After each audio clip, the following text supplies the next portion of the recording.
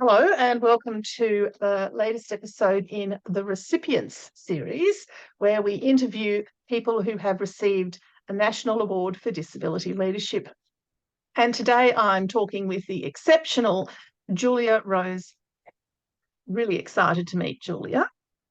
Julia has been writing about their experience growing up as a disabled person since 2017, when their first article was published in Overland. Since then, Julia has written articles for Bitch, Archer, Online, and the Disability Print Edition, Honey Soit, Refinery 29, and more, all of which discuss disability, disability justice, access, ableism, and collective liberation for disabled people. Fantastic stuff. And I'll tell you a bit about the Arts Award, which is for someone who has advanced the status of disabled people through artistic expression. I think we'd all agree that that's exactly what Julia's been getting up to. Fantastic stuff. So welcome, Julia. Thanks so much for making time today. Thank you for having me. I'm really excited to have this conversation with you. And indeed, first of all, congratulations on receiving the Arts Award. Thank you. It's an incredibly popular award, always hotly contested each year, and something that I've been really thrilled by throughout the years that we've had the National Awards for Disability Leadership has been the incredible kind of breadth of artistic work that's going on in our community, and also the sheer number of people who are doing stuff. It's across a range of different types of creative work. It's just fantastic. So really excited to be talking to you, and the fact that you've received the Arts Award is something to be incredibly sort of proud of. Actually, is the word. Yes, go with proud. Pride is good. So tell me, how did you get into this sort of work? What sort of drove you to do this? Why creatives, but why writing particularly? Yeah, so I wrote a lot when I was really young.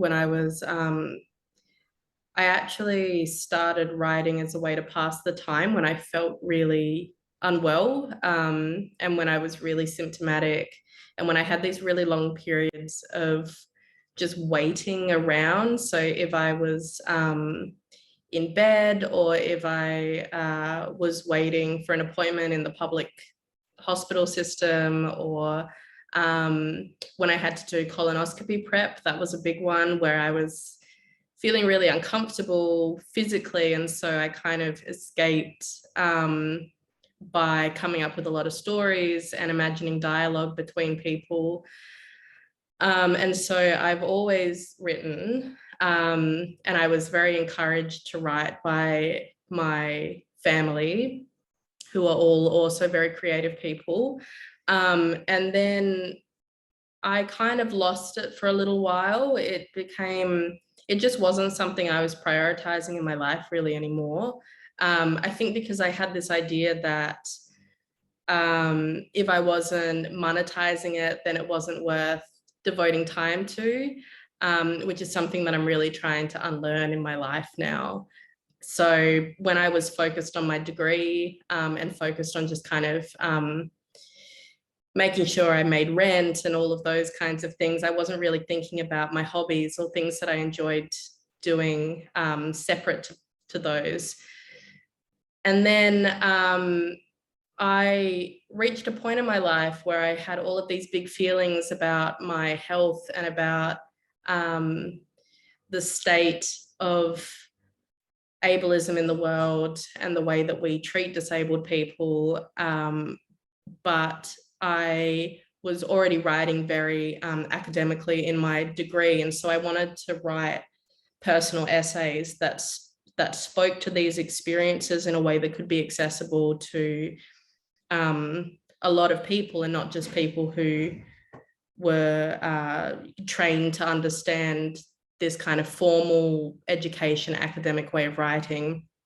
And so I worked on a single essay for about 4 months, and then submitted it to Overland, not expecting to get it published, and then it did, and that was a really big boost in my confidence and really made me feel like if I wanted to, I could keep writing, and that my writing did speak to other people with experiences similar to mine, and that felt very encouraging and very motivating. And so ever since then, I've been trying to dedicate more of my time to writing because I do really enjoy doing it. So is it something that you find you need to put time aside for, that classic hour a day at the desk sort of Yeah. trope that we hear about? Or do you find that it's one of those things where, musician friends I have who just need to pick up an instrument and get that bit of music out of their head into a thing? Is it more that space where it just sort of comes out of you? A bit of both. If there's something specific that I want to write or need to write, like if there's a deadline, if I've been commissioned to write something, I find it so much harder to motivate myself to do it. And so I really do need to set that time aside and have a pretty diligent writing practice. Otherwise, I just won't do it. But if there's nothing, if there's no external pressures and it's just me trying to internally motivate myself, then I do find that I start thinking in, if I'm not already writing regularly, then eventually it feels like my brain is trying to kickstart me back into gear. And so I start thinking in metaphor and I start thinking in dialogue, and then I do have to get those things out. And I think it is quite similar to a musician hearing a melody and needing to just play it or write it down. So yeah, a little bit of both. It would be great if they would, if those two things would kind of synthesize a bit more. I think that would really help me out, but unfortunately, it's not like that for me at the moment. Well, who can say? I mean, it evolves, doesn't it? So Yeah. it's a thing. It's a thing. So what work are you currently doing? What's currently on the agenda? Um, I have an essay that I've just finished writing that is coming out in a new magazine called Rally Magazine. From memory, their kind of mission statement is each edition or each edition is going to focus on a different marginalized group, and they will commission a bunch of different people within that group to write essays or produce artwork, poetry, all sorts of things. And so their first edition is on disability, and that's an essay that I've been working on for about close to 6 months now. So it's been a long time coming. Outside of that, I am slowly working on a book, on an anthology memoir. And so it's all about growing up as a sick person, growing up constantly trying to heal myself, growing up with this idea of needing to be healthy and be healed and be better, always at the back of my mind, and kind of what that does to a person's psyche and person's self-esteem. And so it's very slow going. I'm trying not to force it too much because I don't think it needs to be rushed. And eventually it will be finished, and then I'll think about next steps then. Oh, wow. It's interesting, isn't it? I think one of the wonderful things about the disability community when we think about this is that there's so little out there. Mm-hmm. So much of the work that we're doing is almost that initial wave of documenting our existence and the way disability hangs for us. That you're talking about self-ableism and some of those spaces where the dominant sort of conversation in the community is that we should be this way or that way. And I often get that in the leadership space, leaders look like this, and it's like, actually they don't. But I wonder whether there's something in the way that that's also experienced, not just in the creative space, but particularly in the writing space, that writing should look a certain way. And do you notice that disabled writers are actually, smashing through that? Or, I suppose there are disabled writers who are also buying into the dominant kind of expectation and playing that game as well. So, what's your observation about how disabled writers are sort of changing what writing looks like?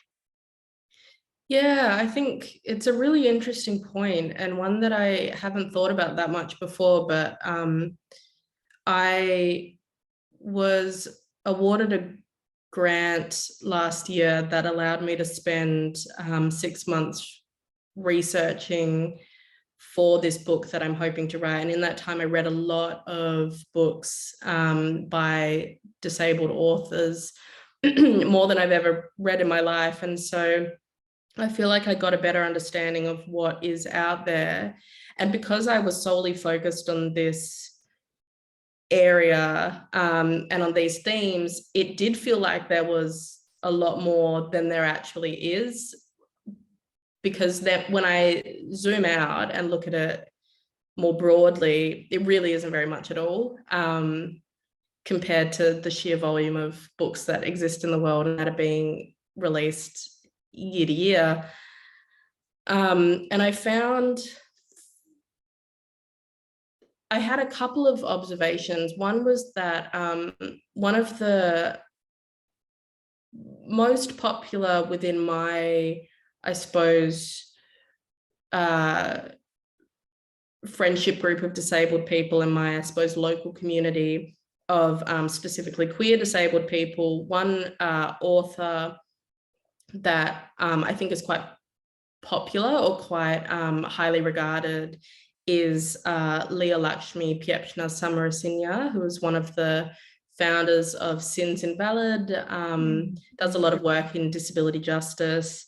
And Leah's way of writing is very accessible and very, very authentic. There's no pretense to it. It doesn't feel like she's trying to prove something. It feels very void of ego, whereas a lot of writers, as you said, are still kind of subscribing to this dominant way of writing, which I think is quite informed by academia, but also by like able-bodied expectations and able-minded expectations. And so I really love Leah's writing because it feels like you're on a level playing field with the person that you're reading. It doesn't feel like you're reading something by somebody who inherently knows more than you do, or who is smarter than you are. It feels like Leah has taken this idea of, like when we look at mutual aid, for example, where it's very level and it's very non-hierarchical, and it feels like Leah has taken that and applied it to her writing as well, which I find really beautiful, and it's something that I try and take into my own writing as well.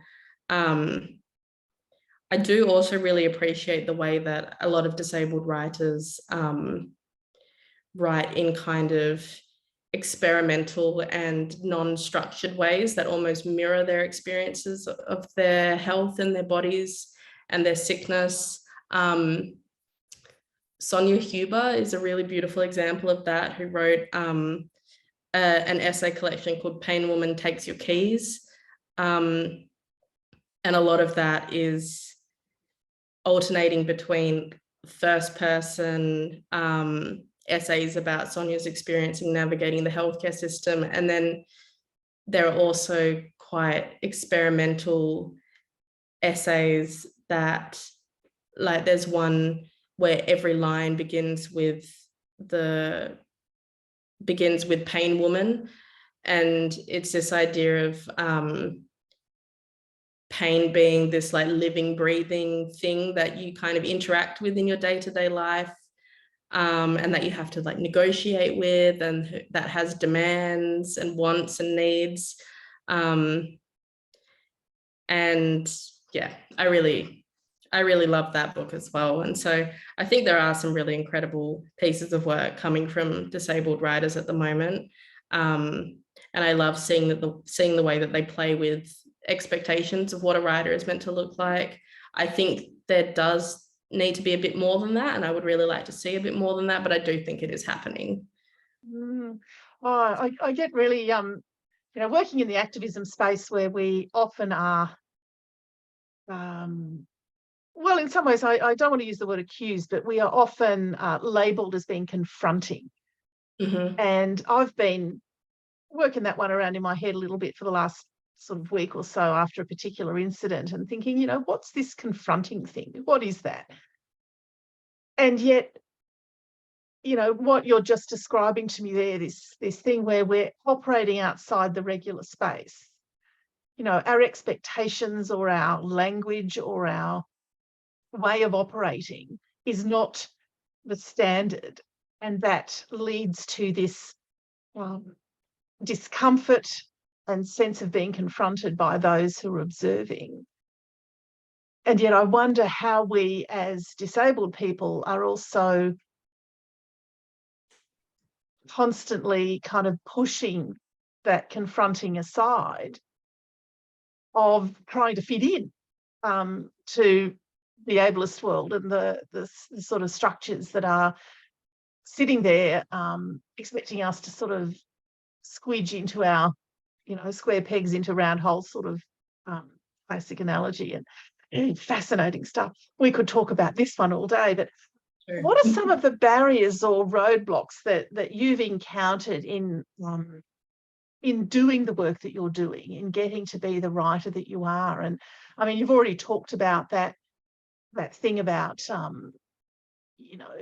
putting time aside and making it happen, but what are some of the roadblocks or barriers or even attitudes that you've come across that have really had to, I'm going to use the words push through, but not in the sense of overcome, because so what have you come up against? I've been, I think, comparatively quite fortunate, because I think because of the work that has been done by writers and other arts workers and activists that came before me, people within the writing community that I've engaged with anyway are pretty aware and pretty compassionate when it comes to meeting people's access needs and accommodating different circumstances. But one thing that I suppose is a pretty recurrent theme is just feeling rushed by other people and feeling like they expect me to work. I mean, it's hard though, because obviously you don't want taking a bit longer than other people to mean that other people aren't able to do their work, or you don't want to hold up this like chain of events that needs to happen for something to be published. And I definitely recognize that.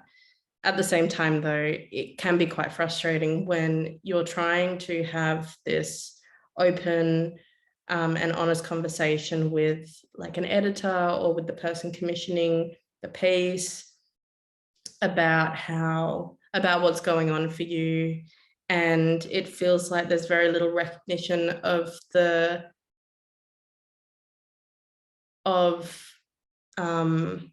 amount of control that I have over those circumstances. I think unless you experience disability or chronic illness or mental illness or anything that might impact what time means to you and how time passes and what you can do with the time you have. It's very hard to understand how little control we have over certain circumstances. And so sometimes I feel like when I send an email that's like, I'm actually really unwell at the moment. One thing that's been happening for me for the last few years is I've been getting chronic migraines. And so that's been a big thing that I really can't predict. I know that there are certain triggers, but a lot of the time it's just completely random. And so I'll send someone an email and say, I won't be able to get this to you when I thought I would because I'm going to be out of action for the next 3 days. And it feels like they think, even if they logically know that it's not my choice to inconvenience them, it still feels like emotionally their logic hasn't caught up. And I feel quite guilty and I feel quite a bit of pressure. And I end up feeling quite ashamed that I'm in this position. And I feel a bit like maybe I shouldn't be a writer if I'm going to be this non-committal or this unreliable or stuff like this. I feel like I get like a little voice in the back of my head being like, this is why this space isn't meant for you, because you're very inconvenient and you're making other people's lives harder.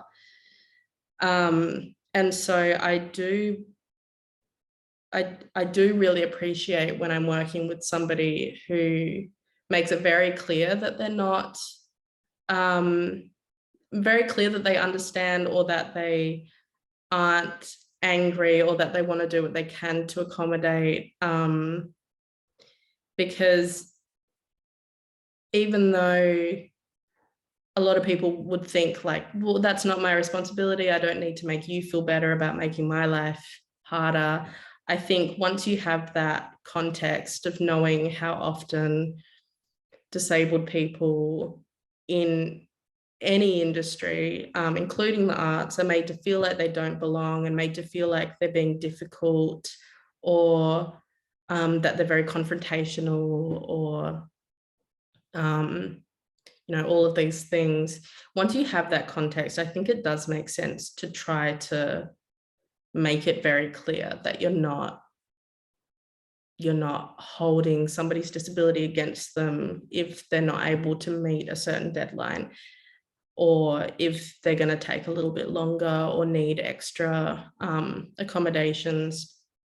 And so, yeah, that's been a big barrier for me. Knowing who is, I suppose, safe to work with or who feels good to work with, and who, after I've worked with them, makes me think, I don't think I want to work with that person again. I love what you're describing here, not because of the content and the challenging nature of the content, but because in some ways it's an illustration to me of the change you're making in the arts. It's not just about writing content and that content is making change, but the process of creating it is also generating change. And other disabled people who come after will have potentially a different experience.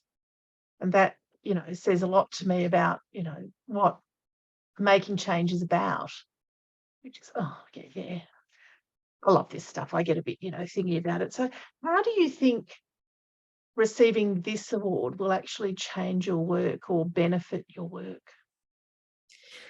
I think the main thing for me is when I was told that I had been nominated, I felt really like that in itself felt really lovely. And I felt very positive about it. And it felt like it really validated the writing work that I was doing. Because sometimes I still feel, like I'm not doing enough. Like at what point, like how long a period can I have between publishing things before I'm no longer a writer anymore. All these things that I think any writer goes through, but I do think there are additional challenges when you're disabled, because it feels like the world is kind of already against you. And so, yeah, it was a really beautiful feeling finding that out. And then when I found out that I had received the award, it just really cemented for me my place in this industry, I suppose, and in the work that I'm doing. And I suppose now when I think of the literary landscape in Australia, and specifically that of like disabled writers in Australia, I see myself within that, whereas in the past I might not have, or like sometimes I did and sometimes I didn't. Since receiving the award, I now pretty much only do, which is a really beautiful feeling. And so that's the main thing, I think. Fantastic. And clearly you are. It's brilliant. Yeah, it's great. And so what's next? In terms of writing, or just in... Yeah, I mean, you're working on the book, but what's next for Julia, and how you're approaching things, or what door is going to open for you? I'm not sure. I've been thinking a lot about access in the arts, and what kind of community organizing work I can do in that space. I do some work with the Disability Justice Network, and we've taken an unofficial extended break just because we all got very burnt out and had a lot of stuff going on. And we're trying to find time to come back together and to do some more work in that space. So in terms of writing, I've got this book that I'm slowly working on. Outside of writing, I'm thinking more and more about how I can give back to my community, how I can make things easier for disabled writers or disabled arts workers generally, from this point onward. So not many like solid defined plans in place, but a lot of thoughts and a lot of feelings and a lot of plans and intentions. Welcome to your average analog human. Yeah. I think, the people whose brains just evolve stuff. Yep. He said yes, hello. Yeah. I always like to ask people that I talk with, who is a leader you admire and why? Alice Wong, I think, is absolutely Alice Wong. Yeah. Just like one of the biggest inspirations to me as a person, as an organizer, as a writer. Yeah. Definitely. Oh, fantastic. Oh, I love Alice Spitz. And in fact, people watching or listening might like to catch a